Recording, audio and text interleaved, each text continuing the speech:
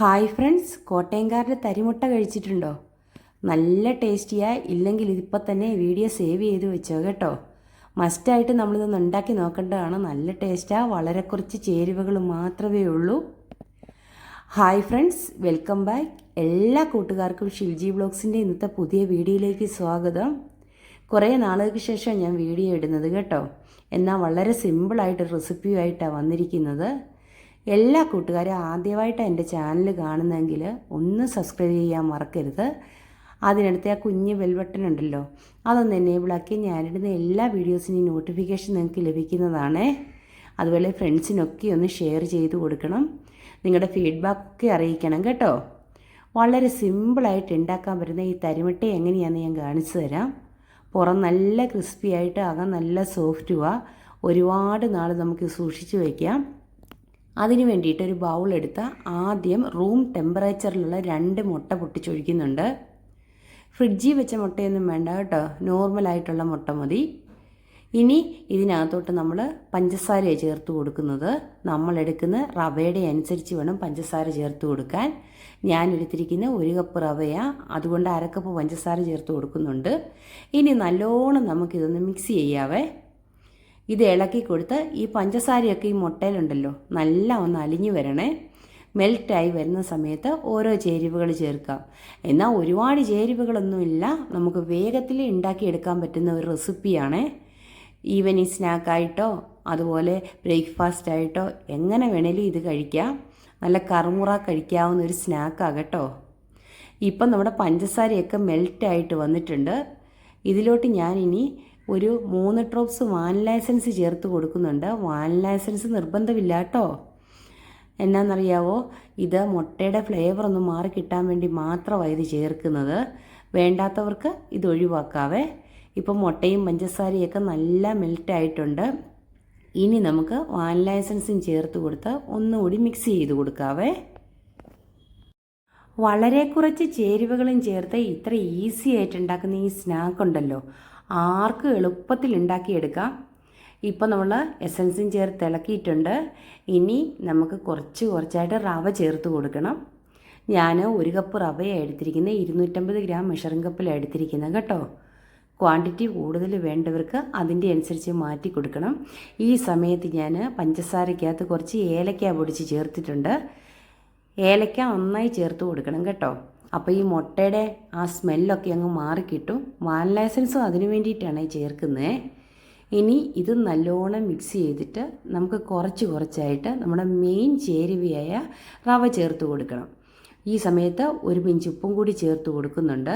അത് ഈ മധുരം ഒന്ന് ബാലൻസ് ചെയ്യാൻ വേണ്ടിയിട്ടാണ്. നമുക്ക് ചേർക്കേണ്ട ചേരുവകളെല്ലാം ഈ മുട്ടയുടെ കൂട്ടി തന്നെ ചേർത്തിട്ട് വേണം നമുക്ക് റവ ചേർത്ത് കൊടുക്കാനേ. ഇനി ഇത് നല്ലോണം ഇളക്കി കൊടുക്കാം. ഇപ്പോൾ എല്ലാം നല്ല മിക്സായി വന്നിട്ടുണ്ട്. ഈ സമയത്ത് 2-3 പ്രാവശ്യമായിട്ടാണ് ഞാൻ റവ ഇട്ട് കൊടുക്കുന്നത്. ഇത് നല്ല ഒന്ന് മെൽറ്റാണ് റവയും.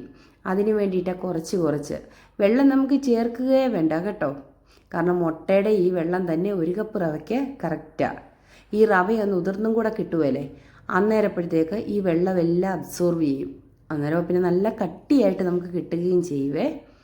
ഇനി ബാക്കിയിരിക്കുന്ന റവയും ഇതുപോലെ തന്നെ ചേർത്ത് കൊടുക്കാം. ഞാനൊരു 3 പ്രാവശ്യമായിട്ടാണ് ചേർക്കുന്നത്.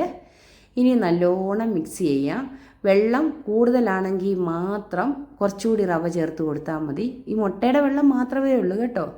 അതേ വെള്ളം കുറവാണെങ്കിൽ നമ്മൾ കുറച്ച് പച്ചവെള്ളം കൂടിയോ അല്ലെങ്കിൽ പാലോ ചേർത്ത് കൊടുക്കാം, തീർത്തും കട്ടിയായി പോയെങ്കിൽ. ഇതിപ്പോൾ കറക്റ്റ് അളവാണ് ഞാൻ പറഞ്ഞു തരുന്നത്. ഇനി നല്ലോണം ഇത് ഇളക്കി കൊടുക്കാം. കൈവിടാതെ ഇളക്കി കൊടുക്കണം. ഒരു ബീറ്റർ വെച്ചിട്ട് ഇതുപോലെയാണെങ്കിൽ വേഗം മിക്സ് ചെയ്ത് കിട്ടും. ഒട്ടും കട്ട കെട്ടരുത് കേട്ടോ. ഈ റവ നല്ല ഇളക്കിയതിന് ശേഷം നമുക്കൊന്ന് അടച്ച് റെസ്റ്റ് ചെയ്യാൻ വെക്കണം. ഒരു 15 മിനിറ്റ് വെക്കുമ്പോഴത്തേക്ക് റവ നല്ല കുതിർന്ന് കഴിഞ്ഞാൽ ഉണ്ടല്ലോ, ഇതുണ്ടാക്കുന്ന സമയത്ത് പുറം നല്ല ക്രിസ്പി ആയിരിക്കുമേ, അകം നല്ല സോഫ്റ്റുമായിരിക്കും. എത്ര കാലം വേണേലും ഈ സ്നാക്ക് നമുക്ക് സൂക്ഷിച്ച് വയ്ക്കാം. ഇപ്പം നമ്മുടെ കൺസിസ്റ്റൻസിയൊക്കെ കറക്റ്റായിട്ട് കിട്ടിയിട്ടുണ്ട്. ഇനി ഇതൊന്ന് അടച്ച് വെച്ച് കുറച്ച് നേരം മാറ്റി വയ്ക്കാം കേട്ടോ. എല്ലാ കൂട്ടുകാർക്കും ഈസി ആയിട്ട് ഉണ്ടാക്കാൻ പറ്റുന്ന ഒരു സ്നാക്കാണ്. തീർച്ചയായിട്ടും ഇതൊന്ന് ട്രൈ ചെയ്ത് നോക്കിയിട്ട് നിങ്ങളുടെ ഫീഡ്ബാക്കൊക്കെ അറിയിക്കണേ. ഇനി നമുക്കൊന്ന് റെസ്റ്റ് ചെയ്യാൻ മാറ്റി വയ്ക്കാം. ഒരുപാട് സ്നാക്കിൻ്റെ റെസിപ്പി ഞാൻ എൻ്റെ ചാനലിൽ അപ്ലോഡ് ചെയ്തിട്ടുണ്ട്. സമയം കിട്ടുമ്പോൾ കൂട്ടുകാരൊക്കെ അതൊന്ന് പോയി കണ്ട് ട്രൈ ചെയ്ത് നോക്കിയിട്ട് അഭിപ്രായങ്ങളൊക്കെ പറയണേ. ഇപ്പം റെസ്റ്റ് ചെയ്യാൻ വെച്ച് റവയൊക്കെ നന്നായിട്ട് ഉതിർന്നു വന്നിട്ടുണ്ട്. ഞാനൊരു 20 മിനിറ്റ് വെച്ചിട്ടുണ്ടായിരുന്നേ. ഇനി ഇതൊന്ന് തുറന്ന് നോക്കാം. അപ്പോഴത്തേക്ക് ആവശ്യത്തിന് കട്ടി കിട്ടിയിട്ടുണ്ടാവും. പിന്നെ നല്ലോണം ഒന്നുകൂടി ഇളക്കി കൊടുത്തതിന് ശേഷം നമുക്ക് എണ്ണയിലിട്ട് ഉണ്ടാക്കിയെടുക്കാം. അധികം പാടൊന്നുമില്ല കേട്ടോ. വളരെ വേഗത്തിൽ ഉണ്ടാക്കാൻ പറ്റുന്ന സ്നാക്കാന്ന് ഞാൻ പറഞ്ഞില്ലേ. ഇനിയിപ്പം നല്ല ഇളക്കി കൊടുക്കുമ്പോൾ വെള്ളത്തിൻ്റെ അംശത്തിൻ്റെ അനുസരിച്ച് മാത്രം വേണമെങ്കിൽ മാറ്റി കൊടുത്താൽ മതി. വെള്ളമാണേലും റവയാണേലും. ഇപ്പോൾ ഇതൊന്നും വേണ്ട, കറക്റ്റ് പാകത്തിന് കിട്ടിയിട്ടുണ്ട്. നമുക്ക് എണ്ണയിലൊന്ന് അടർത്തി ഇടാനുള്ള പാകത്തിന് കിട്ടിയാൽ മതി. ഒരുപാട് വെള്ളമായി പോവുകയും ചെയ്യരുത്, എന്നാൽ ഒരുപാട് കട്ടിയായി പോവുകയും ചെയ്യരുത്. ഇപ്പോൾ നമ്മുടെ കൂട്ട് റെഡി ആയിട്ടുണ്ട്. ഈ സമയത്ത് ഞാനൊരു പാനിൽ ഓയിൽ ഒഴിച്ചിട്ടുണ്ടായിരുന്നു. വെളിച്ചെണ്ണയിലാണ് ഞാൻ ഉണ്ടാക്കുന്നത് കേട്ടോ. സൺഫ്ലവർ ഓയിൽ വേണ്ടവർക്ക് അത് ഉപയോഗിക്കാം. ഇനി ഇതിനകത്തോട്ട് ഓരോ പീസായിട്ട് നമുക്ക് കുറച്ച് കുറച്ചായിട്ട് എടുത്ത് ഇട്ട് കൊടുക്കാം. പെട്ടെന്ന് കരിഞ്ഞു പോവും, അതുകൊണ്ട് തീ കുറച്ച് വെച്ച് വേണം എടുക്കാൻ. ചെറിയ തീയിൽ തന്നെ തിരിച്ചും മറിച്ചും ഇട്ടെടുക്കണം. പിന്നെ ഇതിനകത്തുണ്ടല്ലോ മുട്ടയുടെ അംശം ഉള്ളതുകൊണ്ടാണ് എണ്ണ പതയുന്നത്. അത് സാരമില്ല, കോരി എടുത്ത് കഴിയുമ്പോഴത്തേക്ക് ഒട്ടും പതയൊന്നും കാണില്ല കേട്ടോ. ഇനി എല്ലാം നമുക്ക് ഇങ്ങനെ ഉണ്ടാക്കിയെടുക്കാം. തരിമുട്ട ഏകദേശം ഒരു 19 എണ്ണം നമുക്ക് ഉണ്ടാക്കിയെടുക്കണമെങ്കിൽ 1 കപ്പ് റവ മതി കേട്ടോ. ഇനിയിപ്പോൾ തിരിച്ചും മറിച്ച് വിട്ട് മൂപ്പിച്ചെടുക്കാം. ഞാൻ ഇപ്പോൾ ഏകദേശം ഉണ്ടാക്കി കഴിയാറായി. നിങ്ങളെ ഞാനിന്ന് മുറിച്ച് കാണിക്കാം ഇനിയേ. ബാക്കിയിരിക്കുന്ന മാവും ഇതുപോലെ തന്നെ ഞാൻ ഉണ്ടാക്കിയെടുക്കുന്നുണ്ട്. നമുക്കിപ്പോൾ ഗസ്റ്റൊക്കെ വരുമ്പോഴത്തേക്ക് പെട്ടെന്നൊരു സ്നാക്ക് ഉണ്ടാക്കണമെങ്കിലേ ഇതുപോലത്തെ റെസിപ്പികളൊക്കെ ട്രൈ ചെയ്ത് നോക്കി വെച്ചാൽ മതിയേ. നമുക്ക് വേഗത്തിൽ ഉണ്ടാക്കിയെടുക്കാം. അതുപോലെ വീട്ടിലുള്ള 2-3 ചേരുവകൾ മാത്രം മതി. അടിപൊളി ടേസ്റ്റുള്ള ഇങ്ങനത്തെ സ്നാക്കൊക്കെ ഉണ്ടാക്കിയെടുക്കാൻ ഈസി ആട്ടോ.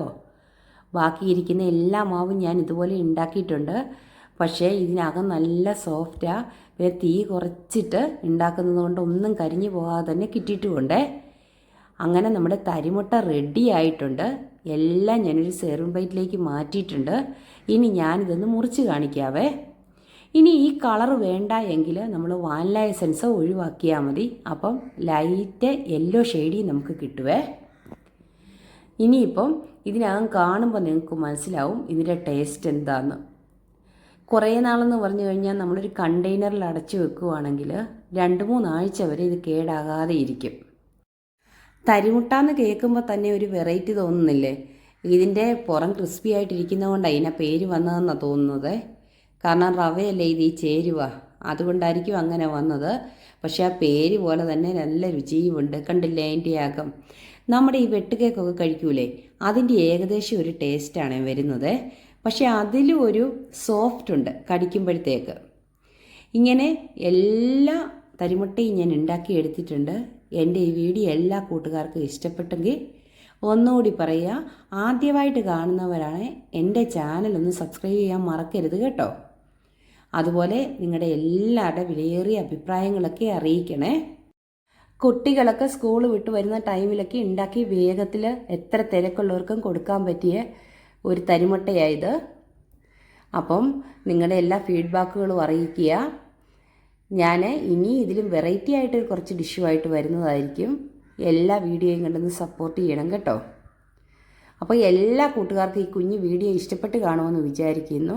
ഇഷ്ടപ്പെട്ടാൽ നെക്സ്റ്റ് വീഡിയോയിൽ കാണാം. Okay bye, thanks for watching.